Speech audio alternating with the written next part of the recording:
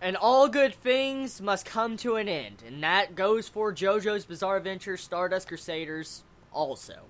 Thank God another continuation of Part 3 is going to be happening in January 2015, because I don't know how I would react without JoJo.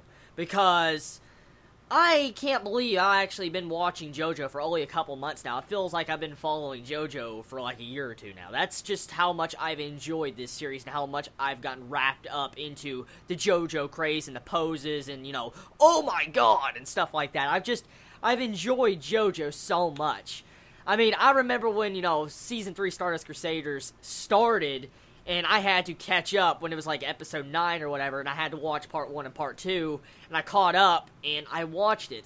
I had so much curiosity about this series before I ever got to part 3. I had so much curiosity of why I heard a lot of people say good things about the series, and why it was the godfather of, like, shonen, or cliches, pretty much. I heard so many people talk about the JoJo series, and eventually I looked into the series, and I found this greatness. I found this greatness that is called JoJo's Bizarre Adventure. I can't recommend this series enough. This series is really greatness. It deserves so much popularity. It deserves praise. It deserves continuations. It definitely deserves great animation like it received in this season. Now, honestly, I understand why they're taking a break. I can understand, if I think about it. This entire season of Stardust Crusaders, of JoJo, okay, has been phenomenal. With the animation, the acting, the music, everything has looked so badass. It has looked really freaking great.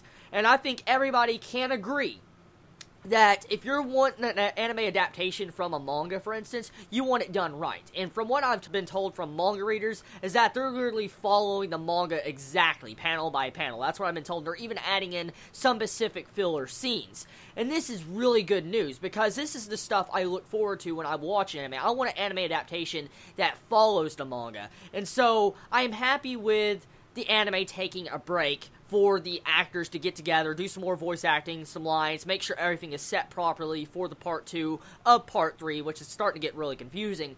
But if they need the time to make great animation like they did in Stardust Crusaders, they need to, work everything, they need time and a break to be able to do that. I think all of us should be happy with that, because, I mean, do you want a rushed series of JoJo, or do you want a nice, good, slow-paced JoJo that shows all the greatness that this series has to offer? And that's exactly why I feel like I can wait for Part 3 to continue on in January 2015. Now, here's the big question, okay?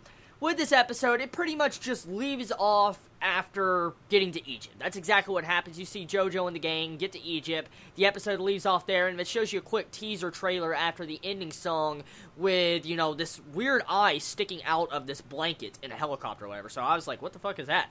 But besides that, you had a little bit of fighting with the High Priestess this episode. It finished off that fight, and at first I thought someone was going to die since it was the final episode, and I saw Jean-Pierre, have his breather just completely removed. I'm like, oh my god, he's gonna die, but thank god he was fine. But still, the point of it is the episode was really enjoyable, and it left me with great enjoyment, and it made me look back and have nostalgia from this season and the previous seasons that I've watched, because I didn't realize how much I truly cared about this series and cherished it each week it came out on Friday. I did not realize that until now. I know next Friday, when it comes around that time again, there will be no JoJo. Now, I don't know if I am going to read the manga or not. I don't know if I'm going to wait for the anime to come back in January. I don't know how many of you Chibits want me to stay as an anime-only watcher, or I might read the manga. Since there is technically a direct continuation of this going to be happening in January, I think I might wait. But, like I said, it depends on all of you Chibits if I take the time to try to read Part 3 of JoJo and try to continue on with the manga. Of course, I still will review the anime, but I mean, I might continue on reading. Just depends on you. I'm curious of what you all think about that. Now, overall, my rating for Stardust Crusaders, if I had to rate this series, the overall enjoyment, entertainment value, the wackiness, the craziness, the badassness, the poses alone, give it a 10 out of 10, and just all the iconic characters in the series, I seriously, I would give this a 9.5 out of 10, honestly. It's a really good series. I can't recommend it enough. It is close to a 10 out of 10 in my eyes, honestly.